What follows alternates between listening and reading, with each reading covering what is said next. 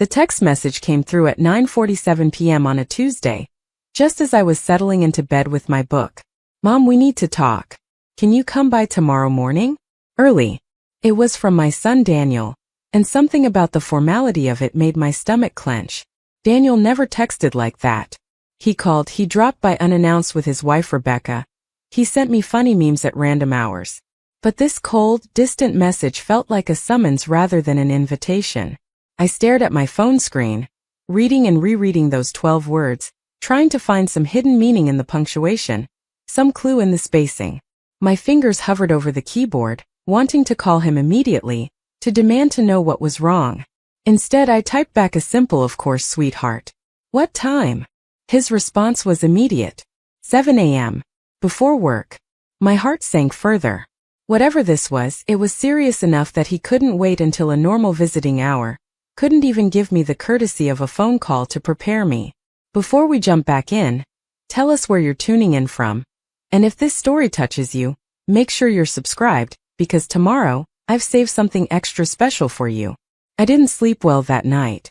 Every time I closed my eyes, my mind spun through possibilities, each one worse than the last. Was Rebecca pregnant and there were complications? Had Daniel lost his job? Were they moving across the country? The house I'd helped them buy just 3 years ago, the one I'd co-signed for because their credit wasn't quite strong enough on its own, surely they weren't selling it already. I'd poured my heart into helping them decorate that place, spending weekends painting rooms and hanging curtains, teaching Rebecca how to use my grandmother's china that I'd given them as a wedding gift. At 6:15 the next morning, I pulled into their driveway in the quiet suburban neighborhood of Maplewood Heights. The house looked perfect as always, with its pale yellow siding and the flower beds I'd helped Rebecca plant last spring. Daniel's car was in the driveway, but I noticed Rebecca's wasn't. That struck me as odd. If this was a family conversation, wouldn't she be here? Daniel answered the door before I could knock, as if he'd been watching for me through the window. His face was carefully neutral, the expression he used to wear as a teenager when he was about to tell me something he knew I wouldn't like. He was 32 years old now, a successful architect with his own small firm, but in that moment he looked exactly like the boy who'd once had to confess he'd dented my car. "Mom," he said, stepping aside to let me in. "Thanks for coming so early." The formality in his voice made my skin prickle with anxiety. I stepped into the foyer, noting that something felt different about the house but unable to immediately identify what. Then it hit me. The photos were different. The wall where our family pictures had hung, the ones from Daniel's childhood, his graduation, our vacations together, they were gone. In their place were photos I'd never seen before. Rebecca with an older woman who must be her mother, both of them laughing at what looked like a beach somewhere. Rebecca and the same woman at what appeared to be a cooking class. More photos of the two of them, their heads close together, smiling. "Daniel, what's going on?" I kept my voice steady even though my hands were starting to shake. "Where's Rebecca?" "She's at her mother's." He gestured toward the living room. "Can we sit down?" I followed him, my eyes continuing to scan the space. More changes. The throw pillows I'd made for them, with fabric I'd carefully selected to match their color scheme, were gone. The Afghan my mother had crocheted, the one I'd given them for their first Christmas in the house, wasn't draped over the back of the couch anymore. Even the small ceramic dish I brought back from my trip to Santa Fe, the one where they used to keep their keys, had vanished from the entry table. We sat down, Daniel on the couch, me in the armchair across from him. The morning light was just starting to filter through the windows, casting long shadows across the hardwood floors I'd helped them refinish. He cleared his throat twice before speaking, a nervous habit he'd had since childhood. "Mom, Rebecca and I have been talking a lot lately about our living situation and our future."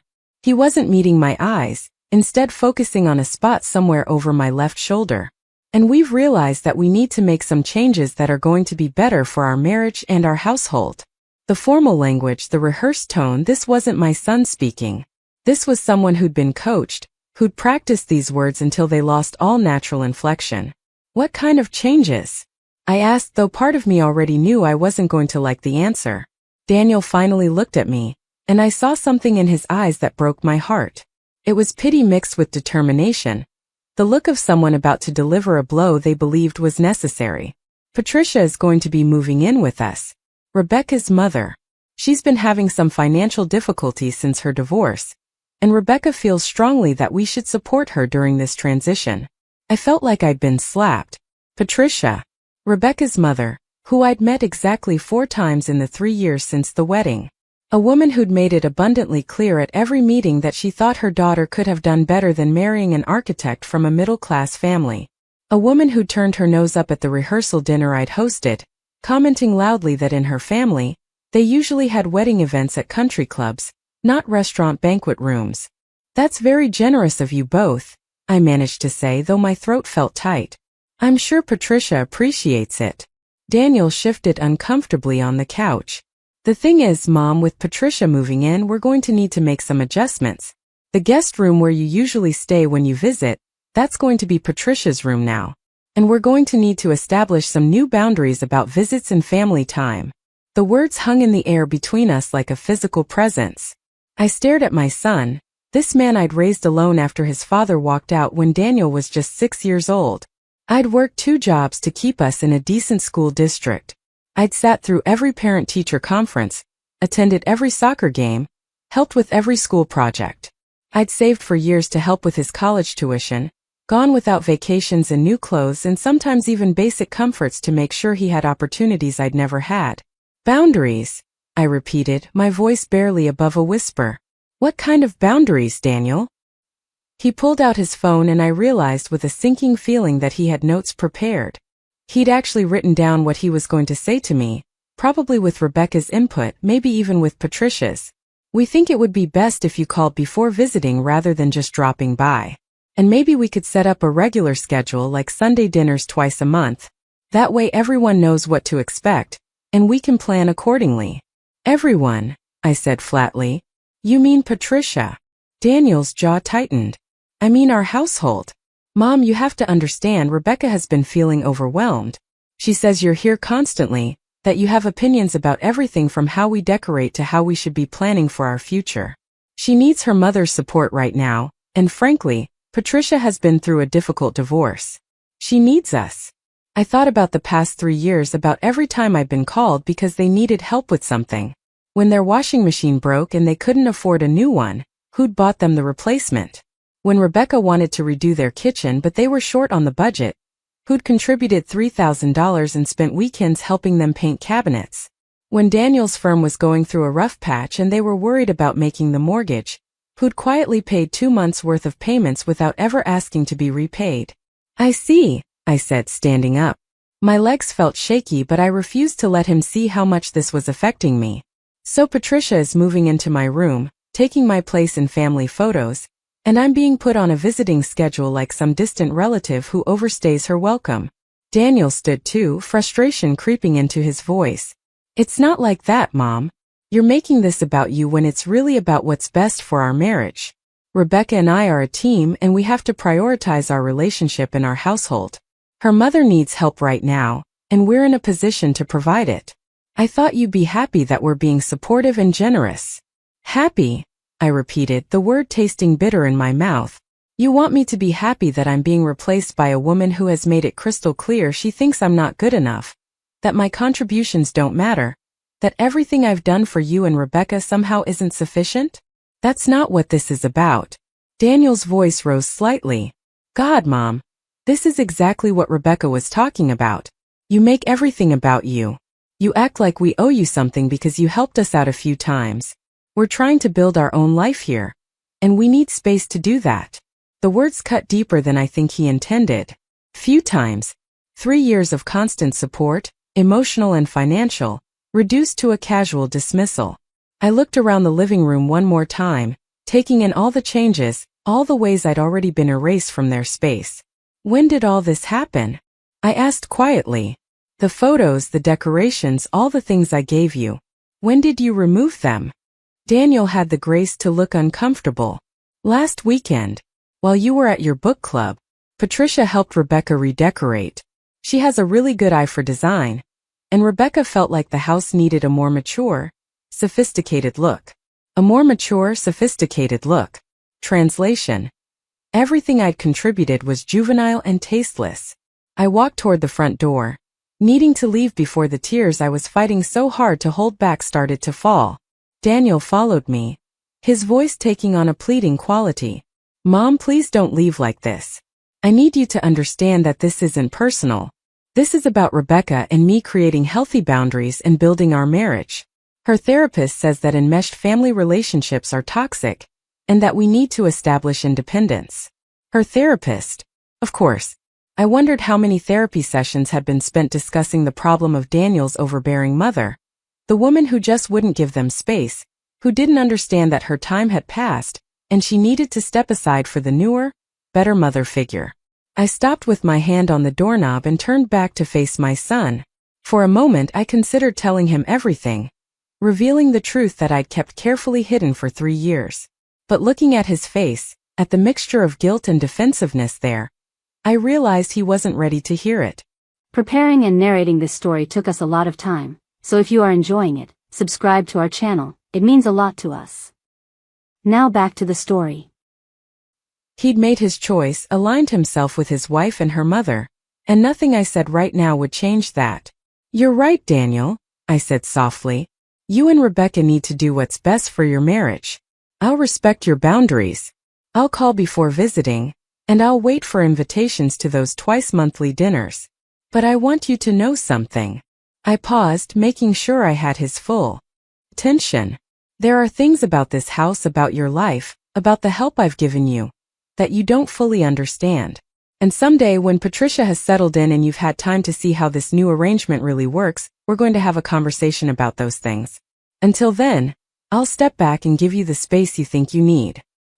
His brow furrowed in confusion. What are you talking about? What things? I smiled, but there was no warmth in it. You'll find out soon enough. Enjoy your new living arrangements, sweetheart. I hope they bring you everything you're hoping for. I walked out before he could respond, climbing into my car with as much dignity as I could muster. It wasn't until I was 3 blocks away that I finally let the tears fall, pulling over into a grocery store parking lot to sob into my steering wheel. The pain was physical, a sharp ache in my chest that made it hard to breathe. My son, my only child, the person I devoted my entire adult life to raising and supporting, had just told me I was being too much, that I needed to back off, that another woman was taking my place in his home and his life. I don't know how long I sat there, crying in my car in that anonymous parking lot.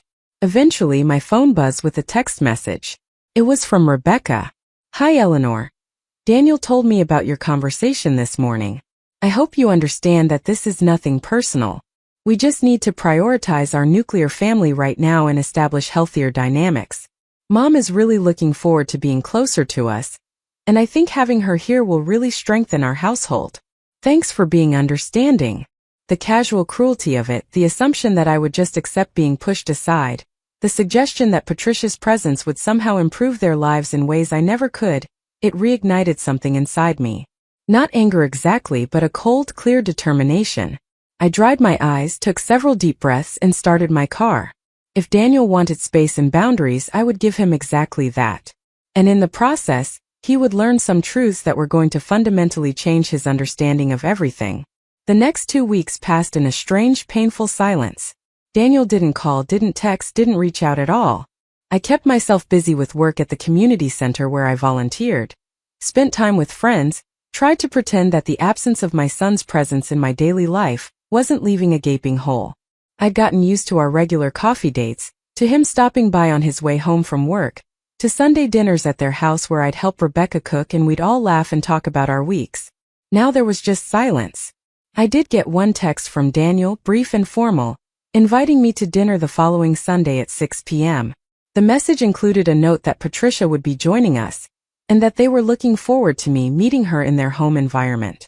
The phrasing was so stiff and awkward that I knew Rebecca had dictated it, possibly even typed it herself on Daniel's phone. That Sunday I dressed carefully, choosing a simple but elegant navy dress and the pearl necklace my mother had given me. I decided that this dinner was going to be a performance, a careful display of the dignified, distant mother who knew her place and respected boundaries. I would be polite to Patricia, cordial to Rebecca, and I would watch. I would observe how this new arrangement was really working, and I would wait for the right moment to reveal what I knew. I arrived exactly at 6, not a minute early. Daniel answered the door with a bright, forced smile that didn't reach his eyes. "Mom! Right on time. Come in, come in." The house smelled like Rebecca's signature pot roast, a recipe I'd taught her in their first year of marriage. I wondered if she remembered that, or if in her mind it was just something she'd always known how to make. The living room had undergone even more changes. New curtains, new artwork, a different arrangement of furniture. It looked sophisticated and expensive and completely impersonal, like a showroom rather than a home. Patricia was holding court on the couch, a glass of white wine in her hand, looking perfectly at ease. She was dressed in what I recognized as expensive casual wear, the kind of carefully curated outfit that was meant to look effortless but probably cost more than my monthly grocery budget. Her blonde hair was styled in that ageless way wealthy women achieve, and her makeup was flawless. "Eleanor," she exclaimed, though we'd never been on a first-name basis before. "How wonderful to see you again. Rebecca and Daniel have been telling me so much about you." The subtext was clear in her tone. They'd been complaining about me, discussing the problem of the overbearing mother who didn't know when to step back. I smiled graciously and accepted her air kiss near my cheek, the kind of fake affection that people like Patricia specialized in. Dinner was excruciating. Patricia dominated the conversation, telling long stories about her life, her friends, her extensive travel experiences.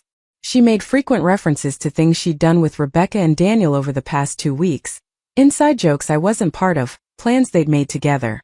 Rebecca hung on her mother's every word, laughing at stories I suspected she'd heard dozens of times before, while Daniel looked increasingly uncomfortable, pushing food around his plate and avoiding eye contact with me. "Rebecca and I went shopping yesterday," Patricia announced over dessert, a store-bought cheesecake that made me think of all the homemade cakes I'd baked for family dinners. She has such wonderful taste, but I think I've helped her refine it a bit. We found the most exquisite pieces for the master bedroom. Really elevated the space. "That's lovely," I said neutrally. "It's nice that you two are spending so much time together." Patricia beamed. "Oh, we're inseparable now. You know, Rebecca was telling me that she always wished she had this kind of relationship with her mother growing up. My divorce was so difficult, and I'm afraid I wasn't as present as I should have been. But now we're making up for lost time, and Daniel has been so generous in giving us this opportunity." She reached over and squeezed Daniel's hand. "You raised such a thoughtful, caring son, Eleanor. You should be very proud." The words were perfectly pleasant, but I heard what she was really saying. "Your job is done. You raised him, and now I'm reaping the benefits. He's taking care of me now, not you." I watched my son's face as Patricia spoke, saw the flash of guilt and discomfort, and I knew that this arrangement wasn't sitting as well with him as he'd tried to convince himself it would. But he was trapped now, caught between his wife's expectations and his own growing unease. After dinner, I helped clear the dishes despite Patricia's insistence that I was a guest and shouldn't trouble myself. In the kitchen, Rebecca was loading the dishwasher with jerky, aggressive movements that suggested she wasn't as content as she appeared. "Everything all right?" I asked quietly. She didn't look at me. "Fine. Everything's fine. Mom's adjustment has been really smooth. Better than I expected, actually." But her voice was tight, strained. I decided to push just a little. It must be an adjustment, having another person in the house full-time, even when it's someone you love. Rebecca slammed a plate into the dishwasher with more force than necessary. "It's fine. It's what we wanted. What I wanted. Mom needs us right now and we're happy to help." The repetition, the defensive tone told me everything I needed to know. This wasn't fine. Whatever fantasy Rebecca had built up about living with her mother was already starting to crack under the reality of the situation. I left shortly after, with stilted goodbyes and hollow promises to do this again soon. In my car, I sat for a moment, processing everything I'd observed. Patricia's possessiveness, the way she'd colonized not just the physical space but the emotional space of the household. Rebecca's tension, hidden under forced cheerfulness. And Daniel, my son, looking more trapped and unhappy than I'd seen him in years. I pulled out my phone and opened my email, scrolling to a folder I'd created 3 years ago and rarely looked at. Inside were documents, contracts, records, all the evidence of truths I'd kept hidden because I'd believed they weren't necessary. I'd believed that my relationship with my son was strong enough, that my contributions spoke for themselves, that I would always have a place in his life regardless of what was on paper. I'd been wrong. And now it was time for Daniel to learn exactly what his boundaries and his new family arrangement were really going to cost him. But I wouldn't tell him. Not yet. I would let Patricia settle in further, let Rebecca's fantasy play out a little longer, let Daniel feel the full weight of the choice he'd made. And when the moment was right, when they'd had enough time to truly understand what they'd done, I would reveal the truth that was going to change everything. 3 weeks passed. I maintained the boundaries Daniel had requested, didn't call unless it was to confirm dinner plans, didn't drop by. I filled my time with other things, reconnected with old friends, took up watercolor painting, tried to build a life that didn't revolve around my son and his wife. But every day I thought about them, wondered how things were going, waited for the call I knew would eventually come. Came on a Thursday afternoon. Daniel's number flashed on my screen, and I almost didn't answer, almost let it go to voicemail just to make him wait the way I'd been waiting. But maternal instinct, that deep ingrained need to respond when your child reaches out, made me pick up. Mom. His voice sounded exhausted, strained. Can we talk? I need to ask you about something. My heart rate picked up. Of course. What's going on? There was a long pause, filled with the sound of his breathing, heavy and troubled. It's about the house. About the mortgage. I was going through some paperwork today, organizing files, and I found some documents that I don't understand. Documents with your name on them. I closed my eyes, a mixture of relief and sadness washing over me. It was time. What kind of documents, Daniel? I kept my voice neutral, giving nothing away. Mortgage documents.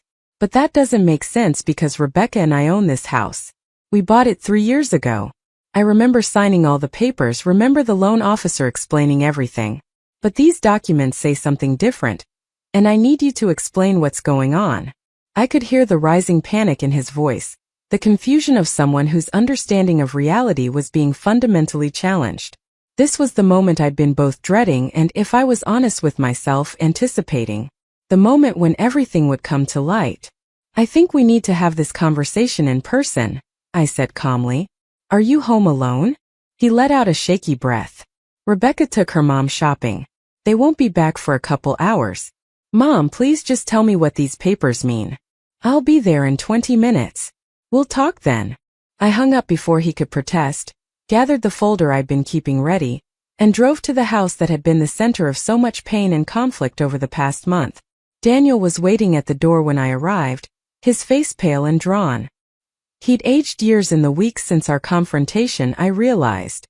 There were new lines around his eyes, a tension in his shoulders that hadn't been there before.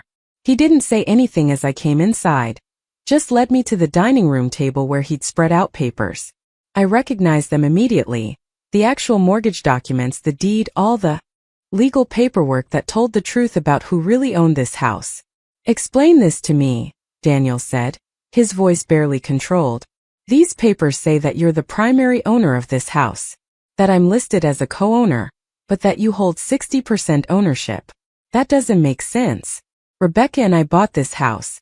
We picked it out, we made the down payment, we've been paying the mortgage. I sat down at the table, opened my folder, and pulled out additional documents. Do you remember when you and Rebecca were first looking for a house?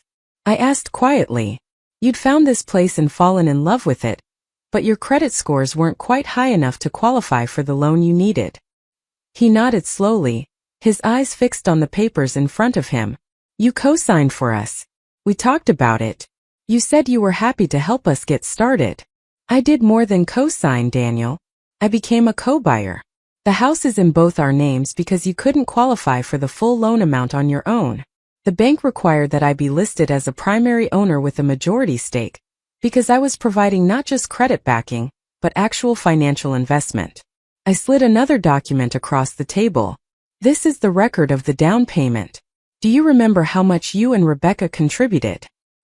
His face went even paler as he looked at the numbers. We put down $30,000. Our savings. And I put down $70,000. That's where the down payment came from, Daniel. You're 30 and my 70. You were so excited about getting this house that I don't think you fully processed what that meant legally. And I never pushed it because I didn't want you to feel indebted to me. I wanted you to feel like this was your house, Your accomplishment. He stared at the paper like it might suddenly rearrange itself into something that made more sense. But we've been making the mortgage payments every month for 3 years. I nodded. You have. And do you know how much the mortgage payment is? He rattled off the number automatically, the figure he'd been paying faithfully every month. I pulled out yet another document, this one showing the actual mortgage payment schedule. That's what you've been paying. But the actual mortgage payment is significantly higher. I've been covering the difference every month for 3 years. Roughly $1,500 a month that you didn't even know you weren't paying. The silence that followed was deafening. I watched my son do the math in his head, watched him realize that over 3 years, I'd contributed an additional $54,000 to the house he thought he owned, on top of the original $70,000 down payment. Why? His voice cracked. Why didn't you tell me? Why let me think I was handling everything on my own? Because you needed to believe you could do it yourself. Because when you told me you were ready to be a homeowner, ready to support a wife and build a life, I didn't want to undermine that confidence by making you feel like you couldn't manage without your mother propping you up financially. I paused, letting that sink in. And because I believed that when you were more established, when your firm was more profitable, we'd work out the financial arrangements properly. I believed we had time, and that our relationship was strong enough that these details didn't matter. Daniel pushed back from the table, pacing to the window. Does Rebecca know about this? She knows what you know. That I co-signed, that I helped with the down payment. She doesn't know the full extent of it any more than you did. I kept the details private because I didn't want either of you to feel like I was holding this over your heads. He turned back to face me, and I saw something breaking in his expression, the realization of what he'd done spreading across his face like a stain. The guest room. The room I gave to Patricia. That's your room. This is your house. Oh God, Mom. This is your house, and I told you that you couldn't stay in it anymore. I put you on a visiting schedule for your own house. The papers on the table seemed to pulse with significance, each document a testament to sacrifices made and truths concealed, to a mother's love that had expressed itself through quiet financial support, and a son's pride that had kept him from seeing what was really happening. What happens now? Daniel asked, his voice small, younger than his 32 years. Now, I said carefully, we figure out what you really want. Not what Rebecca wants, not what Patricia expects, but what you want for your life and your home. And then we have an honest conversation about what that means, legally and financially and emotionally. I stood up, gathering my papers back into their folder. Take some time to process this. Talk to Rebecca if you want to, though I'd suggest you think carefully about how and when to have that conversation. And Daniel. He looked at me with red-rimmed eyes. I never wanted you to find out like this. I never wanted to use this information as leverage or punishment.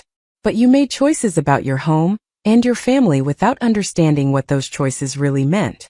So now you know the truth, and what you do with that truth is going to define what kind of man you are, and what kind of life you're going to have. I left him standing in the dining room of the house I owned, surrounded by the evidence of everything he hadn't known, everything he'd taken for granted, everything that was now irrevocably changed.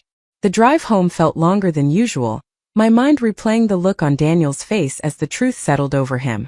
I felt no triumph, no satisfaction in his pain. Just a deep, aching sadness for what we'd lost and uncertainty about whether we'd ever be able to find our way back to each other. That evening my phone exploded with messages. First from Daniel, paragraphs of apologies in shock and confusion. Then, surprisingly, from Rebecca, her texts cycling through denial, anger, and eventually a request to meet and talk. But the call I was waiting for didn't come until nearly midnight, when my phone rang with Daniel's number again. Mom, he said when I answered, his voice thick with tears. Patricia needs to leave. I need her out of this house. I need to fix this. Please tell me I haven't destroyed everything. Please tell me there's a way to make this right. I looked out my bedroom window at the quiet street below, at the ordinary suburban world that continued on regardless of private family dramas and painful revelations. There's always a way to make things right, I said softly. But it's going to take more than just asking Patricia to leave. It's going to take honesty and humility and some very difficult conversations about what happened and why. Are you ready for that? Yes, he said without hesitation. Whatever it takes. I'm so sorry, Mom. I'm so incredibly sorry. And in that moment, hearing the genuine remorse in my son's voice, I felt the first small flicker of hope that maybe, just maybe, we could find our way through this darkness and back to each other. But the road ahead was going to be long and painful, and there were more revelations to come, more truths that needed to be spoken, more bridges that needed to be either rebuilt or permanently burned. The real story was just beginning. The following morning I woke to find 17 missed calls and a string of increasingly frantic text messages. Most were from Daniel, but 3 were from Rebecca, and surprisingly, 2 were from a number I didn't recognize but suspected was Patricia. I made myself coffee, sat at my kitchen table in the early morning quiet, and read through each message carefully, trying to understand the full scope of what had unfolded after I left their house yesterday. Daniel's messages were raw and unfiltered, clearly written in the midst of emotional turmoil. He'd confronted Rebecca the night before, shown her all the documents, explained the reality of their financial situation. According to his texts, she'd gone through several stages of reaction. First disbelief, insisting there must be some mistake. Then anger, accusing him of hiding the truth from her. Then horror as she realized the implications of how they treated me. And finally, a kind of panic desperation about what this meant for their future. Rebecca's messages were more controlled but no less intense. She wanted to meet with me privately, without Daniel present. She needed to understand the full picture, she wrote, needed to know exactly what their financial obligations were and what I expected from them going forward. There was no apology in her texts, I noted. Just a businesslike tone that suggested she was already trying to figure out how to manage this situation to minimize damage. The messages from the unknown number were brief and cold. This is Patricia Whitmore. I understand there's been some confusion about living arrangements and property ownership. I think it would be beneficial for all parties if we could have a calm, adult conversation about moving forward. Please call me at your earliest convenience. The presumption in those words, the attempt to frame this as a simple misunderstanding that could be smoothed over with a polite chat, told me everything I needed to know about how Patricia viewed the situation. I didn't respond to any of them immediately. Instead, I called my lawyer Martin Chan, who'd handled the original house purchase and had tried at the time to get me to be more explicit with Daniel about the financial arrangements. I told you this would come back to bite everyone, Martin said without preamble when I explained why I was calling.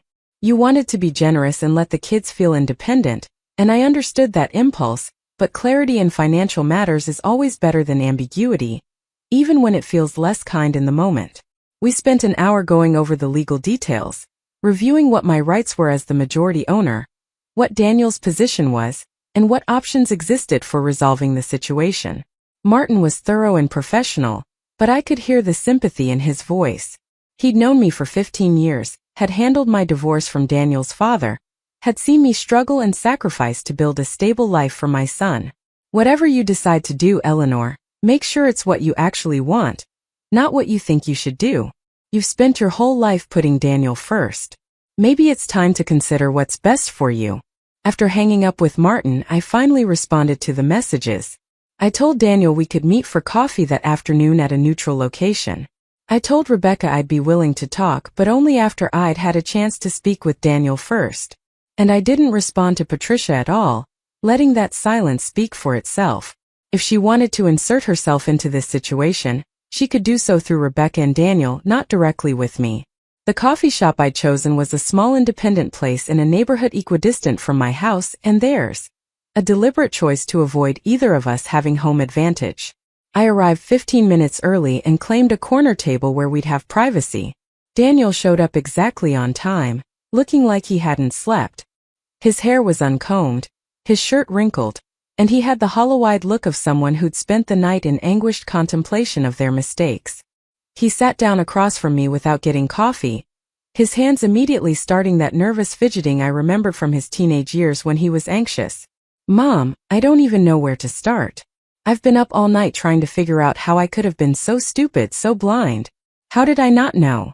How did I not realize what you were doing for us? I wrapped my hands around my coffee mug, using the warmth to ground myself. Because I didn't want you to know. I went out of my way to make sure you didn't fully understand the extent of the financial support. That was my choice and I own it. But Daniel, we need to talk about more than just the money. We need to talk about what happened over the past month, about the choices you made and why you made them. He flinched at that, dropping his gaze to the table. I know. God, Mom, I know. Looking back now, I can't believe some of the things I said to you. The way I treated you. It's like I was a different person, someone I don't even recognize. He paused, struggling with the words. Rebecca has been different lately. Ever since her mother's divorce became final about 6 months ago. She's been anxious about Patricia, worried about her mother being alone, feeling guilty that she couldn't do more to help during the divorce proceedings. And then Patricia started having these financial problems, and Rebecca became almost obsessed with the idea of taking care of her. I sipped my coffee, letting him talk, sensing there was more he needed to get out. At first it was just regular phone calls, then daily video chats, then Patricia was coming over several times a week. And every time she left, Rebecca would be in this weird mood, kind of manic and sad at the same time. She'd talk about how much her mother had sacrificed for her growing up, how Patricia had always put Rebecca first, how now it was Rebecca's turn to be the caretaker. The irony of that narrative, given what I knew about Patricia's actual parenting history, was not lost on me. Rebecca had spent most of her childhood shuffled between nannies and boarding schools while Patricia pursued her social life and various romantic relationships. But I didn't interrupt, letting Daniel continue his story. Then about 2 months ago, Rebecca started talking about how she'd never really had a close relationship with her mother, how she felt like they'd missed out on so much because of the divorce and Patricia's lifestyle choices. She said she wanted to make up for lost time, wanted to build the mother-daughter relationship she'd always wished they had. And I supported that, you know? I thought it was healthy that she wanted to heal that relationship. He looked up at me then, his eyes pleading for understanding. But then it became about more than just spending time together.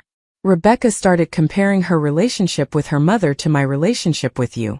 She'd say things like how lucky I was to have such a close bond with you, how I took it for granted, how I didn't appreciate that not everyone had a mother who was so involved in their lives. I felt a cold understanding beginning to form. She was jealous. Daniel nodded miserably. I didn't see it at the time, but yes, she was jealous of our relationship. And I think Patricia picked up on that and fed into it. She started making these comments about how mothers-in-law could be overbearing, how young couples needed space to build their own family culture, how traditional family structures could be suffocating. And Rebecca would just absorb it all, like she was finally getting permission to feel something she'd been suppressing. He ran his hands through his hair, that old gesture of frustration and confusion. Then Patricia's financial situation got worse. She'd made some bad investments, spent too much trying to maintain her lifestyle after the divorce, and suddenly she was facing the possibility of having to sell her condo and move into something much smaller and less prestigious. And Rebecca just fell apart. She couldn't stand the thought of her mother being in that position, couldn't bear the idea that Patricia might have to downgrade her life. I thought about the condo Patricia had been living in, the luxury building in the most expensive part of town, the lifestyle that required a 6-figure income to maintain. The idea that she'd been living beyond her means wasn't surprising, but the speed with which Rebecca had jumped to solve the problem spoke volumes about the guilt and anxiety Patricia had been cultivating in her daughter. So when did you decide that Patricia should move in? I asked, keeping my voice neutral. Daniel's face flushed with shame. It was Rebecca's idea initially, but Patricia encouraged it. They had this whole conversation about how multi-generational living was becoming more common, how it made financial sense, how it would strengthen family bonds. And honestly, Mom, I was reluctant at first. I liked our privacy, liked our life the way it was. But Rebecca was so passionate about it, so convinced it was the right thing to do, and she made it sound so reasonable. He paused, and I could see him working up to the part he was most ashamed of. Then Patricia started planting these seeds about you. She'd mention casually how she'd noticed I seemed stressed after your visits. She'd ask Rebecca if she felt like she had space to be the woman of her own house, or if she felt like she was living in your shadow. She'd make these observations about how the house was decorated, suggesting that it looked like it was still your space instead of Rebecca's.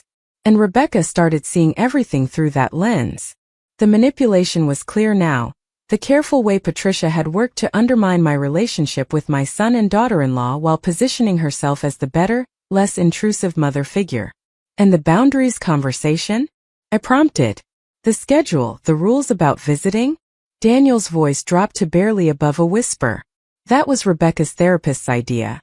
But I think Patricia was feeding Rebecca information to bring to therapy. The therapist talked about enmeshed relationships and healthy separation and individuation. She said that for Rebecca to fully mature into her role as a wife and potentially future mother, she needed to establish clear boundaries with extended family members who might be inhibiting her autonomy. I absorbed this, the clinical language that had been used to justify pushing me out of my son's life, the therapeutic framework that had been weaponized against our relationship. Did you tell the therapist about the financial support I'd been providing? About the actual nature of our relationship, and the help I'd given you? He shook his head. Rebecca handled all the communication with the therapist. I only went to a few joint sessions, and by then the narrative was already established. I was just the supportive husband backing up his wife's need for space from an overbearing mother-in-law. I didn't question it because I trusted Rebecca, and because part of me wondered if maybe they were right, if maybe I had been too dependent on you, if maybe it was time to grow up and be more independent. The pain of hearing that was sharp and immediate, but I pushed through it. And when did you decide to remove all my contributions from the house? The photos, the decorations, everything I'd given you. Daniel looked like he might be sick. That was the weekend you were at book club. Patricia and Rebecca did it together. They called it a redecorating project, said they were helping update our aesthetic. I came home from the office and everything was just different. When I asked about the family photos, Rebecca said we needed to make room for new memories, for our nuclear family. She said the old photos made her feel like she was living in a shrine to your relationship with me, instead of in her own home. He was crying now, tears streaming down his face unchecked. I should have questioned it. I should have pushed back. But Patricia was there, agreeing with everything Rebecca said, making it all sound so reasonable and healthy. And I was so tired of the tension, so tired of feeling caught between the two most important women in my life. So I just went along with it, told myself it was a small thing, that you'd understand, that we could always bring the photos back out later. I reached across the table and took his hand, a gesture that made him cry harder. Daniel, I need you to understand something. I'm not angry about the choices you made, or at least not in the way you might think. I'm sad about them, disappointed, hurt. But I understand that you were in an impossible position, being manipulated by someone who's very skilled at emotional manipulation. Patricia has had years of practice getting people to do what she wants while making them think it was their idea. He squeezed my hand like a drowning man clutching a lifeline. How do I fix this? How do I undo what I've done? The question hung in the air between us, weighted with desperation and genuine remorse. I took a deep breath, knowing that my answer was going to shape not just our immediate future, but potentially the rest of our relationship. First, you need to understand that this isn't just about Patricia leaving your house. It's about you and Rebecca having some very serious conversations about your marriage, about how decisions get made, about who has influence over your choices and why. Rebecca needs to understand that her mother's influence has been damaging, and she needs to be willing to set boundaries with Patricia, not just with me. Daniel nodded eagerly. I know. We talked about that last night, after I showed her all the documents. She's devastated, Mom. She had no idea about the full extent of your financial support either. She thought we'd been managing on our own with just a small amount of help for the down payment. She feels terrible about how she treated you. I noted that Rebecca felt terrible, but apparently not terrible enough to reach out with a direct apology. What about Patricia? What has she said about all this? His expression darkened. That's part of the problem. When Rebecca told her mother about the documents and explained the situation, Patricia didn't react the way we expected. She didn't seem shocked or apologetic. Instead, she got defensive and angry. She said that property ownership didn't give you the right to dictate how we lived our lives, that adult children shouldn't be financially dependent on their parents anyway, and that this whole situation just proved that you'd been using money to control us. The audacity of that interpretation, coming from a woman who'd been living rent-free in a house I owned while actively working to exclude me from it, was breathtaking. And how did Rebecca respond to that? Daniel's jaw tightened. That's when things got really ugly. Rebecca defended you, said Patricia was being unfair, and that we owed you more respect and gratitude than we'd shown. And Patricia basically said that if Rebecca was going to side with you over her own mother, then maybe Patricia had made a mistake in accepting our invitation to live with us. She said she had other options, other places she could go where she'd be appreciated. I recognized the manipulation tactic immediately. Patricia was trying to make herself the victim, trying to use guilt and the threat of withdrawal to bring Rebecca back into line. What did Rebecca say to that? He met my eyes and I saw something new there, a hardness that hadn't been present before. She told her mother that maybe those other options would be better for everyone. She said Patricia could take a few days to think about what she really wanted, but that in the meantime we needed space to work on our marriage and our relationship with you. Progress, I thought, but fragile progress that could easily be undone if Patricia applied the right pressure in the right ways. Where is Patricia now? Daniel shifted uncomfortably. Still at our house. She's staying in the guest room, barely speaking to either of us. She's been making pointed comments about how she's never been treated this way, how she sacrificed everything for Rebecca growing up, how this is the thanks she gets for trying to be supportive. And honestly, Mom, I want her out. I want her gone today. But Rebecca is struggling with actually telling her mother to leave. This was the critical moment I realized. How I responded now would set the tone for everything that followed. I could demand that Patricia leave immediately, use my legal ownership of the house as leverage. Or I could take a different approach, one that gave Daniel and Rebecca the space to make their own choices, while still protecting my own interests and dignity. Here's what I think should happen, I said carefully. Patricia needs to leave, but it needs to be Rebecca's decision and Rebecca's conversation. If I demand it, or if you demand it, Patricia will use that to reinforce her narrative about being pushed out and mistreated. Rebecca needs to be the one to tell her mother that the living arrangement isn't working, and that she needs to find alternative housing. Daniel looked relieved and worried at the same time. What if Rebecca can't do it? What if Patricia convinces her to let her stay? It was a valid concern, one I'd been thinking about since reading the morning's messages. Then we'll have a different conversation about what happens next. But Daniel, I need you to understand something. I'm not going to force anyone out of that house, and I'm not going to use my ownership as a weapon. But I'm also not going to pretend that everything is fine and go back to being pushed aside and disrespected. If Patricia stays, then we need to have a formal conversation about the financial arrangements and what everyone's obligations are. His eyes widened slightly. You mean you'd want us to start paying you back? I shook my head. Not exactly. But if Patricia is going to live in a house I primarily own, then we need clear agreements about what that looks like. Rental agreements, perhaps. Formal financial arrangements that protect everyone. I've been subsidizing your housing for 3 years out of love and a desire to support you. I'm not willing to subsidize Patricia's housing under any circumstances. The bluntness of that seemed to steady him somehow, giving him something concrete to work with. That's fair. That's more than fair, actually. God, Mom, you should be demanding we pay you back everything. You should be furious. I smiled sadly. I am furious, Daniel. I'm hurt and angry and sad about everything that's happened. But you're still my son and I still love you. That doesn't mean there won't be consequences for the choices you've made, but it does mean I'm not interested in punishing you. I'm interested in finding a path forward that respects everyone involved, including me. We talked for another hour, going over practical details and emotional landscapes, trying to map out what the next days and weeks might look like. Daniel was committed to asking Patricia to leave, to supporting Rebecca through that difficult conversation, to starting marriage counseling with a different therapist who could help them untangle the web of manipulation and guilt that had led them to this point. He also wanted to start paying me back, to begin making payments that covered not just the mortgage but the additional amounts I've been contributing all along. I need to feel like I'm actually taking care of my own life, he explained. Like I'm a real adult who handles his responsibilities.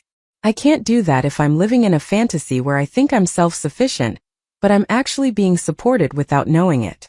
I understood that need, respected it even, but I also knew we'd need to work out the details carefully with Martin's help to make sure any repayment plan was realistic and didn't put undue strain on their finances.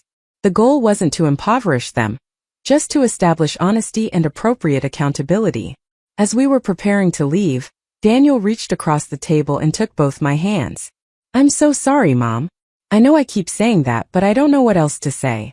I'm sorry for the things I said, for the way I treated you, for choosing someone else's comfort over your dignity.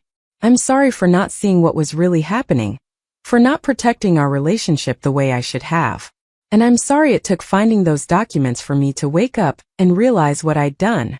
I squeezed his hands, feeling the weight of 3 years of financial secrets and 1 month of painful estrangement. I forgive you, Daniel, but forgiveness doesn't mean everything goes back to the way it was. We're going to have to rebuild trust, and that's going to take time. I'm willing to do that work, but I need you to be willing too. And I need you to understand that my relationship with Rebecca is going to be different now.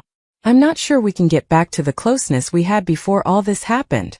He nodded, accepting that hard truth. I understand. I'll do whatever it takes, whatever you need from me. Just please don't give up on us. Don't give up on our family. I wouldn't, I promised, though I didn't add that our family was going to look different now. That some trust once broken can be repaired but never fully restored to its original state. We parted with a long hug in the coffee shop parking lot. And I drove home feeling emotionally exhausted but also oddly hopeful. This wasn't over, not by a long shot, but at least we were finally being honest with each other. That evening Rebecca called. Her voice was strained but controlled when I answered. Eleanor, I was hoping we could meet tomorrow. Just the two of us. I think we need to have a conversation without Daniel present. I agreed, curious about what she wanted to say. What version of events she'd constructed in her mind. We arranged to meet at a different coffee shop, this one closer to their house, in the late morning after she'd taken a personal day off work. Rebecca was already there when I arrived, sitting at a corner table with an untouched latte in front of her. She looked terrible, her usual polished appearance replaced by dark circles under her eyes and hair pulled back in a messy ponytail. She stood when she saw me, uncertain whether to hug me or shake my hand, ultimately settling for an awkward half-embrace that satisfied neither of us. We sat down and for a long moment neither of us spoke. Rebecca traced patterns in the foam of her latte, not meeting my eyes. Finally, she looked up, and I was surprised to see genuine distress in her expression. I don't know how to start this conversation. I've rehearsed what I wanted to say a dozen times, and now that you're here, none of it sounds right. I waited, giving her space to find her words. I need you to know that I had no idea about the full extent of your financial contribution to our house. Daniel showed me everything last night, all the documents, the payment records, everything. And I just kept thinking, how did I not know? How did I live in that house for 3 years without realizing that you were the one making it possible?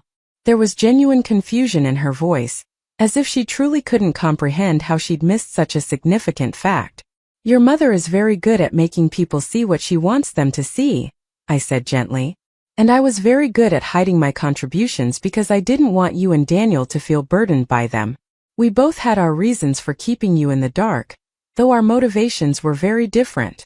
Rebecca flinched at the mention of her mother. Patricia has been my blind spot.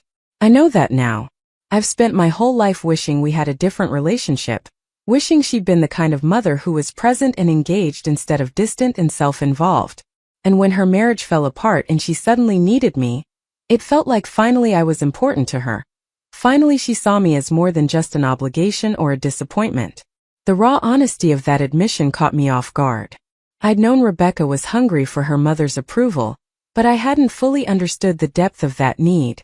She took advantage of that hunger, Rebecca continued, her voice breaking slightly. She saw what I needed from her, and she used it to manipulate me into giving her what she wanted. A place to live, financial security, and apparently the satisfaction of pushing you out of your own property. There was anger in her words now, anger directed at Patricia but also at herself. I let her convince me that you were the problem, that you were too involved, too controlling, that I'd never be able to be my own person with you so present in our lives. And I believed it because part of me did feel inadequate compared to you.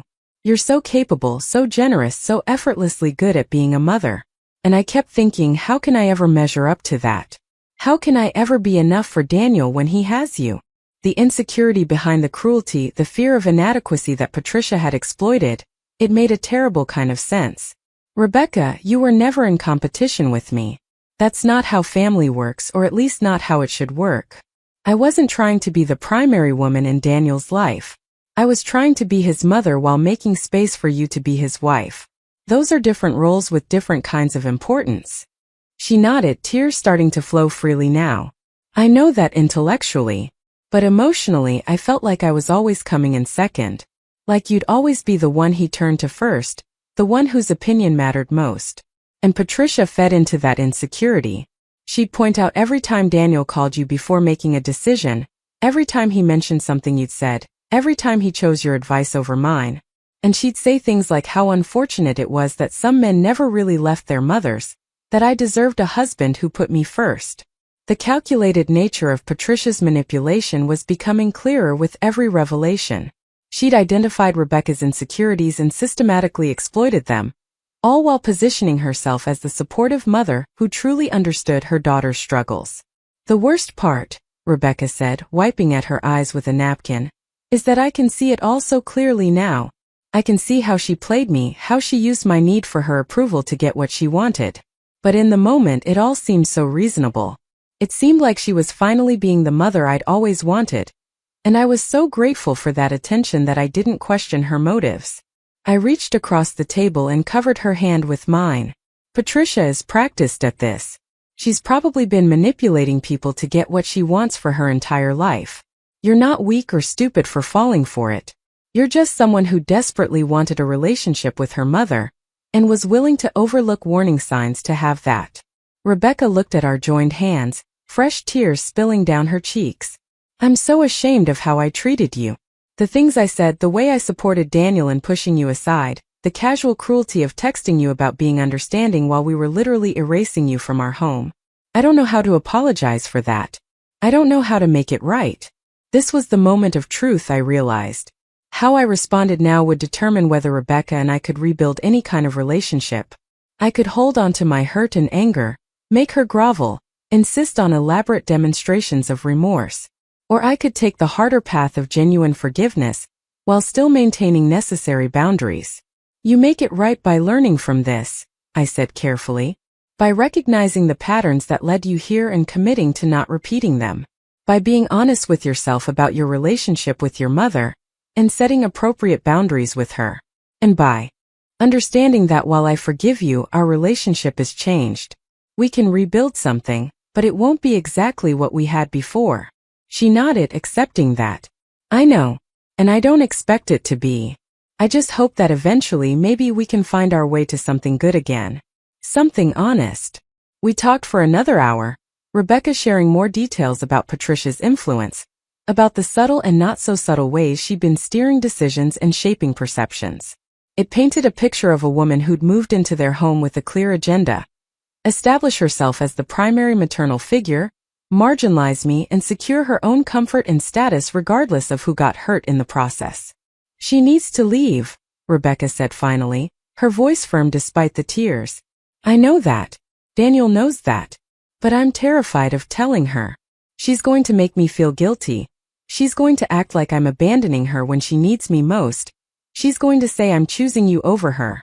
The fear in Rebecca's voice was palpable. The fear of a child worried about disappointing a parent, even a parent who'd proven themselves unworthy of that concern. She probably will say all those things, I agreed. But that doesn't make them true. You're not choosing between us.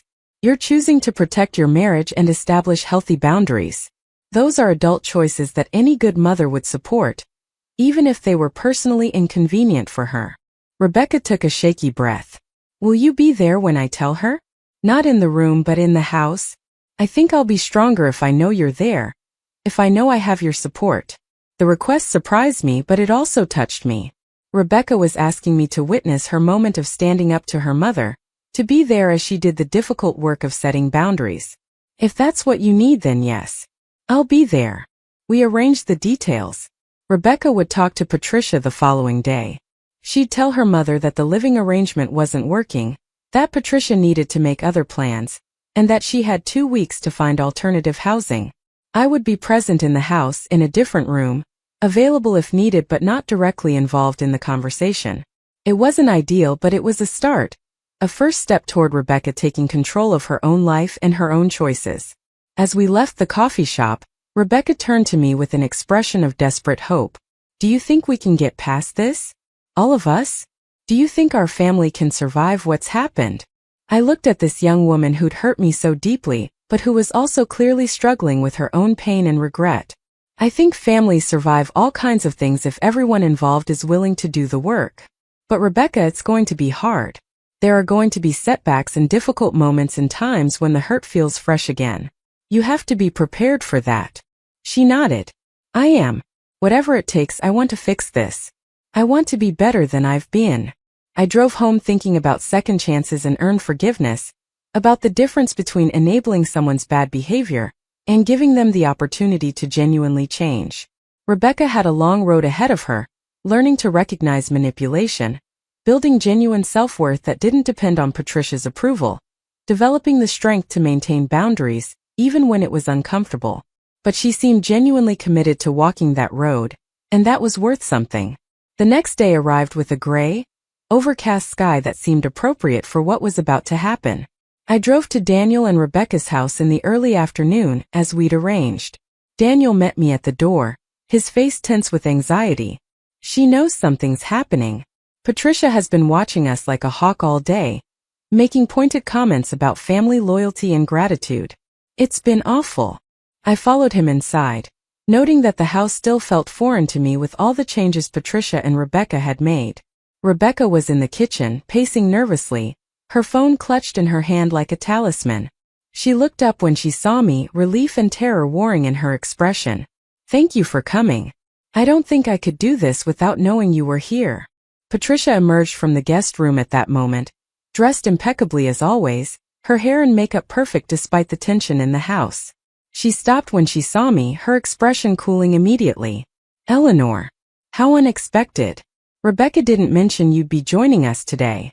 The false pleasantness in her voice was like nails on a chalkboard, the pretense of civility masking obvious displeasure at my presence.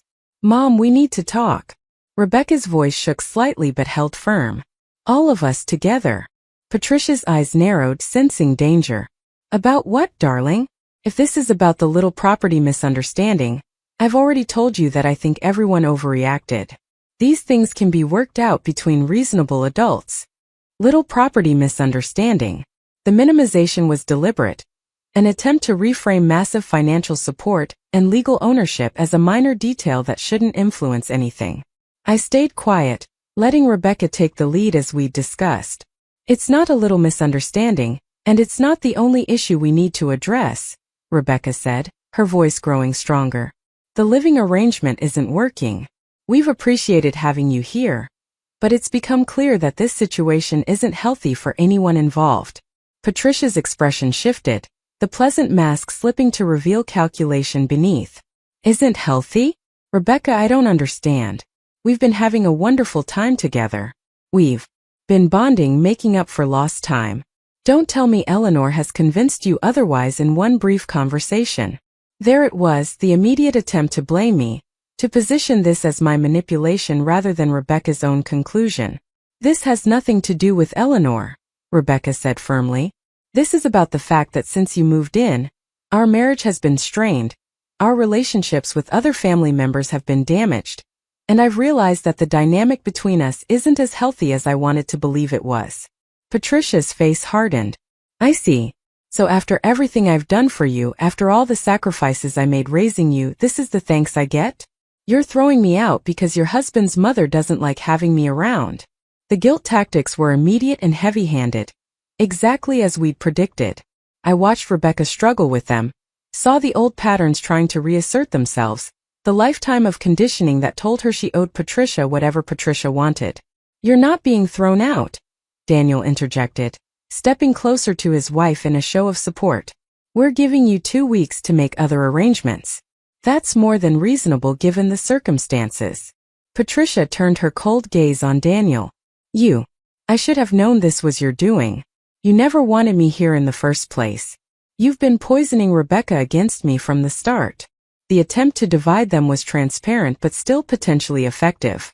I could see Daniel's anger rising, see him preparing to defend himself. But Rebecca spoke first, her voice cutting through the tension. Stop it, Mom. Just stop. This isn't about Daniel and it isn't about Eleanor. This is about you and me, and the way you've been using my guilt and my need for your approval to get what you want without any regard for how it affects my marriage or my other relationships. Patricia's mouth opened and closed, clearly not expecting such direct confrontation. How dare you speak to me that way?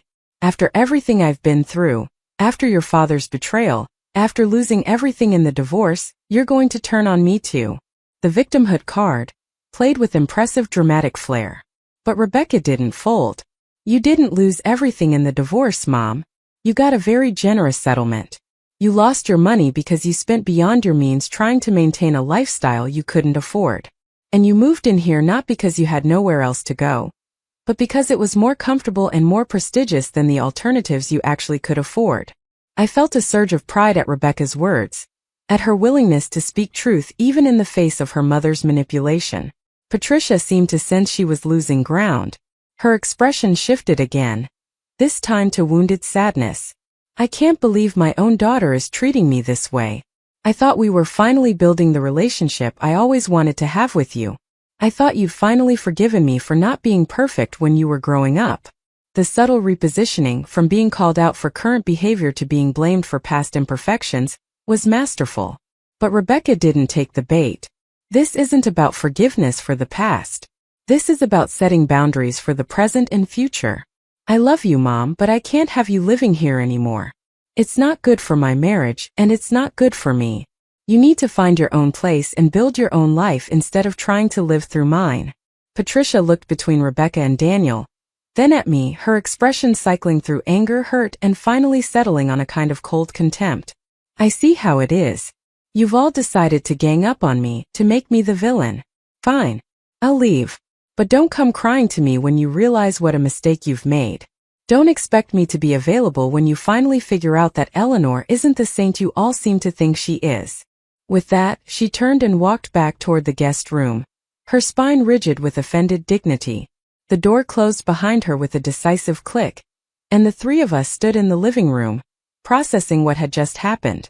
Rebecca was shaking, tears streaming down her face, but there was also something like relief in her expression. I did it. I actually did it. Daniel pulled her into a hug, and she collapsed against him, all the tension draining out of her at once. I gave them a moment, then quietly excused myself to wait in the kitchen, giving them privacy for their shared relief and mutual support. I could hear them talking in low voices, Rebecca crying, Daniel reassuring her that she'd done the right thing, that he was proud of her, that they'd get through this together. It was a moment of genuine partnership, the kind of united front a marriage needed to survive challenges. And I was glad for them, even as I understood that my presence had been catalyst rather than solution, that the real work of their healing would happen in conversations and choices I wouldn't be part of. After about 20 minutes, they joined me in the kitchen. Rebecca's eyes were red, but her expression was determined. She's going to make this as difficult as possible for the next 2 weeks. She's going to try every manipulation tactic she has. I need to be ready for that. We spent the next hour discussing strategies for maintaining boundaries, for recognizing and deflecting guilt trips and emotional manipulation, for staying united in the face of Patricia's attempts to divide them. It was practical and necessary, and it also felt like we were finally having the kind of honest, supportive family conversation we should have been having all along. When I finally left, Rebecca walked me to my car. Thank you for being here. Thank you for not giving up on us, even when we didn't deserve your patience. I hugged her, a real hug this time, and felt the beginning of something that might eventually become trust again. We're not all the way through this yet. There's still a lot to work out, a lot of conversations to have. But today was a good start. As I drove home, I thought about everything that had happened over the past week, all the revelations and confrontations and painful truths. My relationship with Daniel and Rebecca would never be what it had been, that much was clear. But maybe it could become something better, something built on honesty instead of hidden support, on mutual respect instead of unspoken obligations. The road ahead was still uncertain, Patricia's departure from the house still 2 weeks away, the full reconciliation still a distant goal. But for the first time since that midnight message from Daniel, I felt like maybe, just maybe, we were moving in the right direction. And sometimes that's all you can ask for. Sometimes the first steps toward healing are the hardest and the most important, And everything else is just a matter of time and commitment and willingness to keep trying even when it's difficult. The story was far from over, but at least now we were all finally being honest about what the story actually was. 6 months passed like a slow healing of deep wounds. Patricia left the house after 3 weeks instead of 2, making every day as dramatic and difficult as possible.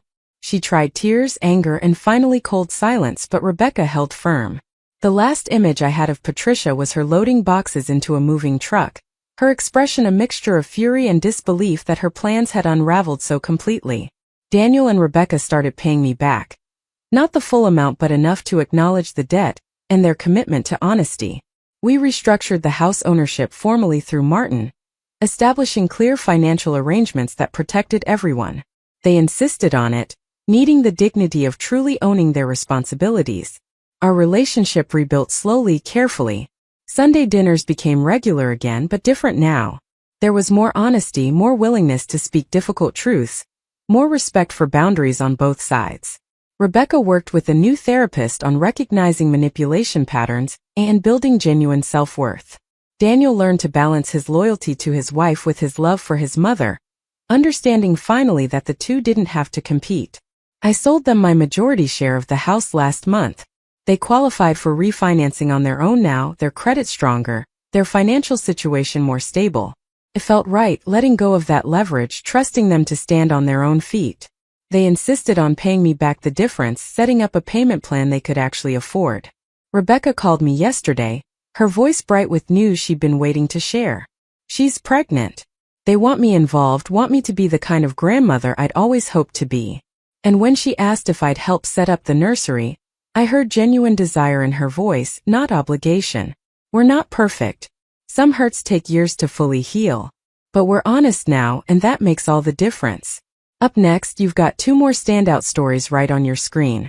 If this one hit the mark, you won't want to pass these up. Just click and check them out.